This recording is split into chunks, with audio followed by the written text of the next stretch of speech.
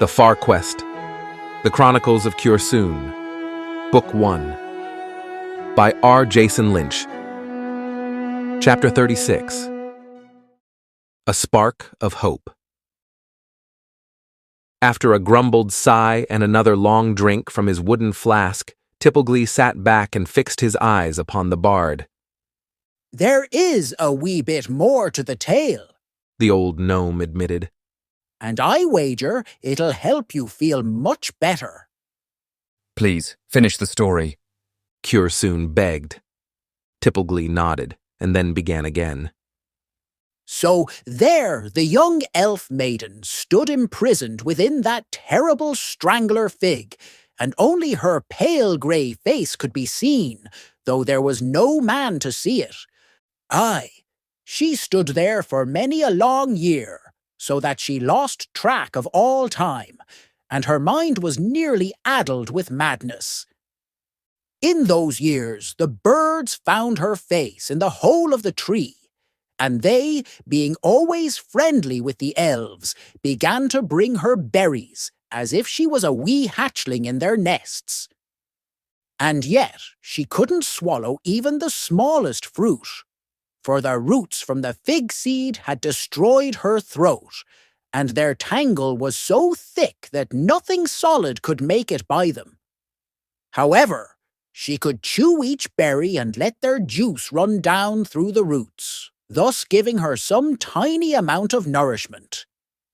Though it wasn't much, it was enough to keep her alive, for the elves are so near in kinship to the ancients that they too have that same long and resilient life."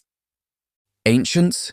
Cursoon echoed, but after a sharp look from the gnome, he held up his hands in an apologetic gesture.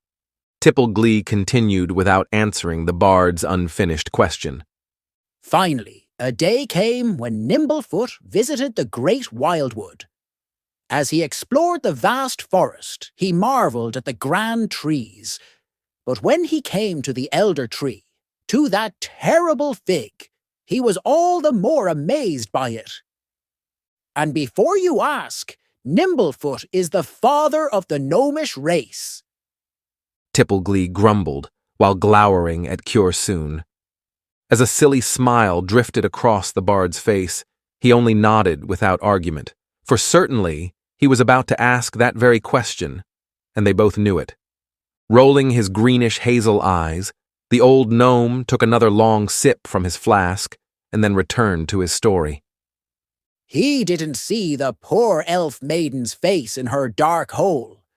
But when the day grew late, he set up his camp at the roots of that massive tree. As he cooked his dinner, he cheerfully hummed to himself. The elf maiden's eyes were closed in sleep, but when she heard Nimblefoot's song and smelled the smoke from his campfire, she awoke and peered down at him from her hole. Thus he was the first person she had seen since foe had imprisoned her, and how eagerly she watched him all night even as he slept. Because her throat was utterly destroyed, she couldn't call out to him, and so all she could do is hope he might see her face deep in the hole of the tree. It was little more than a spark of hope." Tippleglee added with a knowing look, and then went on. "The next morning, Nimblefoot packed up his camp, extinguished his fire, and strolled off into the forest." "Wait! What?" Cursoon almost shouted. "That can't be how the story goes." Tippleglee held up one hand to quiet the exasperated bard, and then continued. "However, Nimblefoot had forgotten his pipe." The old gnome stopped his story, took out his own pipe, packed it with the sweet-smelling leaves he so often smoked, and lit it. After taking a few slow puffs to repay Cursoon for his numerous interruptions, Tippleglee finally resumed his tale when he was sure he had punished the bard enough. "While he was retrieving his pipe from among the fig's roots, he happened to glance up into the hole and see the elf maiden's face."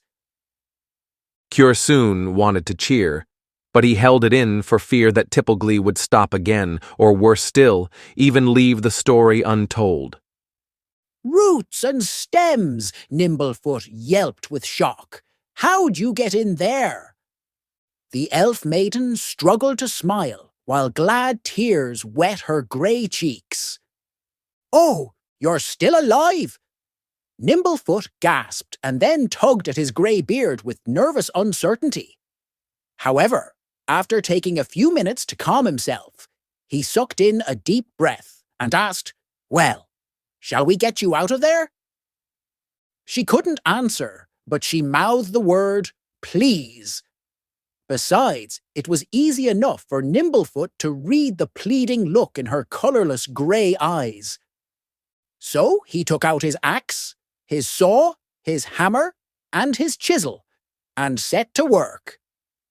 In time, he had freed her grey body from the tree, but because she'd been imprisoned for so long, her naked pale form was withered and small.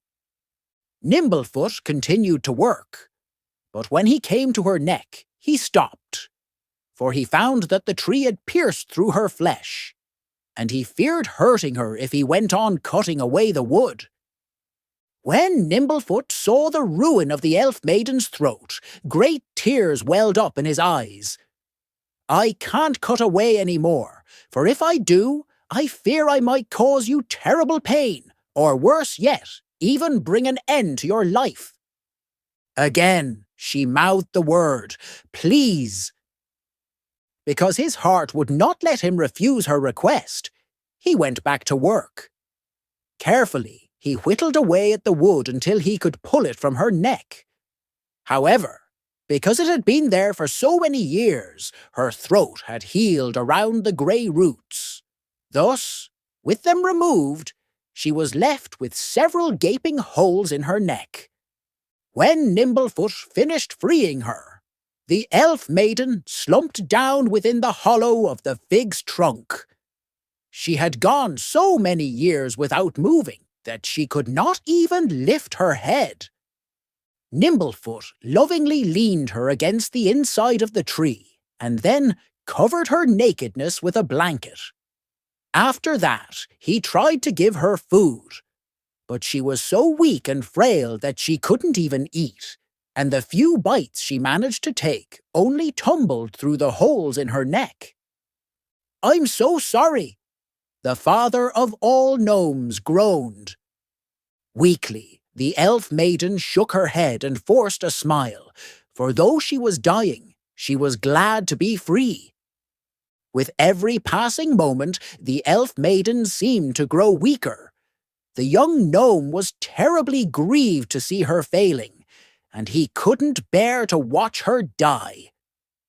Tippleglee paused and took yet another drink from his flask, and then, with a drowsy nod of his head, he started to fall asleep. She can't just die. Cursoon blurted impatiently. The old gnome's eyes popped open with a start. "I'm getting to that. There's no need startling a fellow."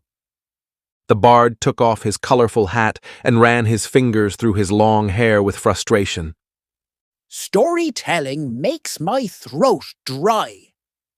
Tippleglee grumbled with slurred words, and then he took another drink.